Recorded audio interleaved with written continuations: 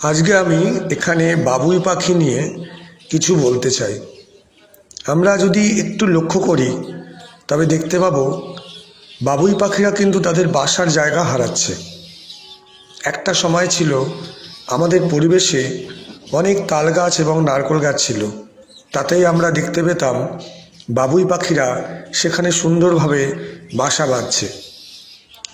এই সময় দাঁড়িয়ে আমরা একটা বিষয় যদি খুব ভালো করে লক্ষ্য করি তবে দেখতে পাবো আমাদের চারদিকে যেভাবে তাল গাছ, নারকেল গাছ ও খেজুর গাছের সংখ্যা দিন দিন কমে যাচ্ছে, তাতে করে এই তাঁতি পাখিরা অর্থাৎ বায়া উইভার বা বাবুই পাখিরা তাদের বাসস্থানের জায়গা ক্রমশ হারিয়ে ফেলতে বসেছে। এই বিষয়টা আমাদের খুব চিন্তার হয়ে উঠেছে। নগরায়নের কুফলও দারুণভাবে আজ এদের ওপর পড়েছে।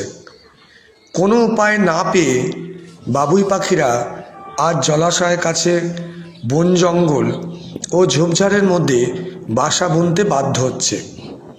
শুধু তাই নয়, অনেক সময় দেখা গেছে এরা বৈদ্যুতিক তারের মধ্যে বাসা বুনছে। কি আশ্চর্য ব্যাপার! খুবই খারাপ বিষয় এটা আজ আমাদের কাছে খুব ভাবনার বিষয়। অনেক আগের সেই বাসার সৌন্দর্য, জৌলস অনেকটাই যেন ক্রমশ হারিয়ে যেতে বসেছে। বাসার আকার আগের থেকে মনে হচ্ছে কেমন যেন অনেকটাই ছোট হয়ে যাচ্ছে। ওরাও হয়তো পরিবেশের সাথে নিজেদের খাপ খাওয়ানোর চেষ্টা করছে।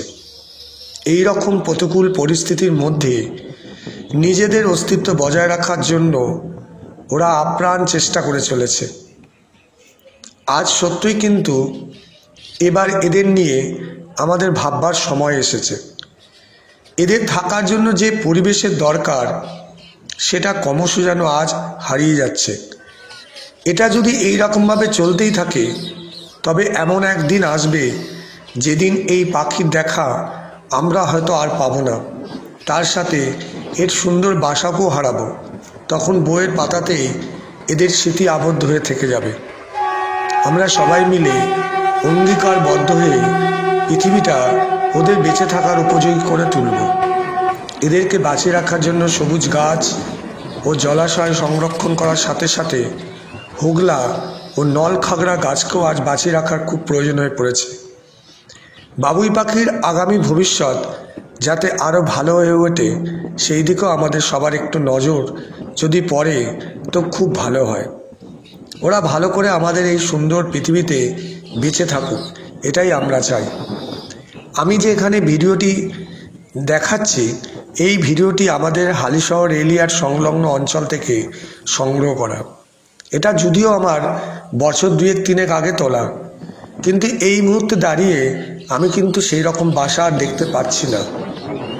আমি বাসা খুঁজছি কিন্তু বাসা কিন্তু সেই রকম আর দেখতে পাচ্ছি না। হয়তো ওদের পরিবেশটা সেই রকম মনে হচ্ছে না, সেই জন্য ওই পরিবেশে ওরা বাসা বাঁধছে না। তাই সবাইকে বলবো, আমরা যদি এই ব্যাপারটা একটু নজর দিই তাহলে মনে হয় ওরা বেঁচে যায়।